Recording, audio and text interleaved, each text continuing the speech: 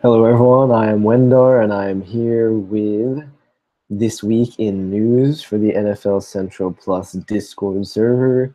A lot actually happened this week. It was sort of a crazy week, and it was really the first official preseason games. Last week we had the Hall of Fame game. This week we had some real preseason games, and there are actually games going on right now as this is live. I believe there's a hold on, I can tell you exactly what games are on right now. But of course, it's not going to make much of a difference if you're listening to this. All right, we have a Giants game on now, Bengals game on, and Chiefs game on. Last night, the Packers played, the Eagles played. So a lot happened. And we have news from earlier in the week. We have news, sort of almost semi-breaking news coming out of today as well, which we'll get to later on in the episode here. So as always, I'm going to start all the way back at the beginning of the week in case you forgot. And this week actually started off with Jay Cutler coming out of retirement and signing back with the Dolphins, which is a crazy deal if you ask me, because obviously this is coming after the news of Tannehill with his knee, I believe it's ACL tear, I believe, it might be MCL, in one of his knees. And so he's going to be out for, if not the entire season, definitely a good majority of the season. So now we have the Dolphins, who I kind of sound like an idiot now because I know last week Adam Gase said that he only had one conversation with Jay Cutler and they weren't even close to a deal. And then, of course, the next day they come out and they say that Jay Cutler is coming back to football as the QB for the Dolphins. So this week has mostly been filled with Jay Cutler memes.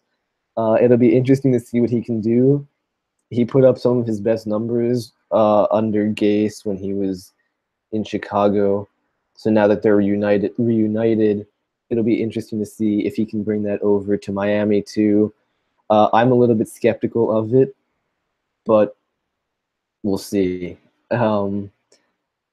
So had Roger Goodell did a couple press conferences at the beginning of the week. One of the things that he said, which I thought was interesting, is he was considering only having 2 or 3 preseason games, which after seeing all the injuries that happen in preseason all the time, I think the players would find that to be a very welcoming change.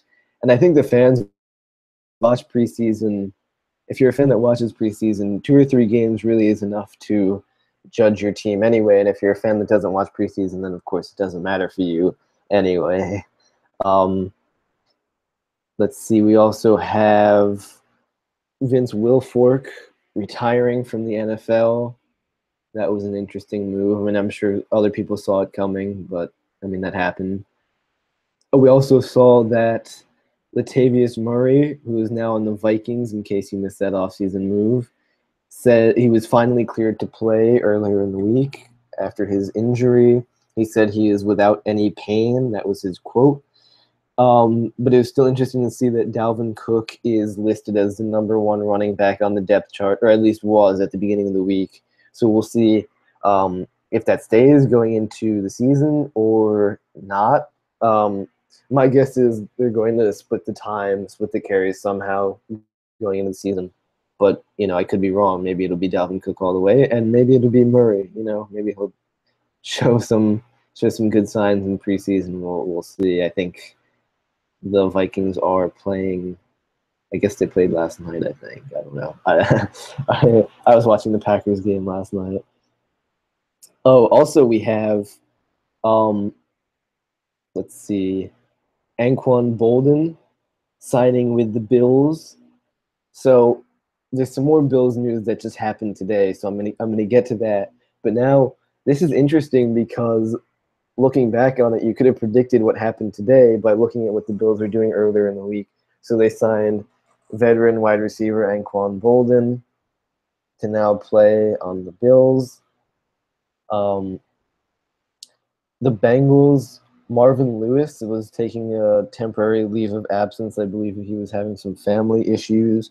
So I don't know if he's returned or not now at the end of the week. but I know he was going to be out for some time. I hope that gets all cleared up for any Bengals fans, and just for the sake of being a decent human being, I hope he's okay and everything is okay. And then on to today. This was sort of a light week, but also a heavy week in some ways, because today we have, yesterday going into today, we found out that officially Ezekiel Elliott is now facing a 6-game suspension. That's coming straight from Roger Goodell and the NFL. And that'll be interesting to see. He has, I believe it's 3 days to appeal. And I don't know if he's submitted anything, any papers to appeal yet. I'm sure he obviously will.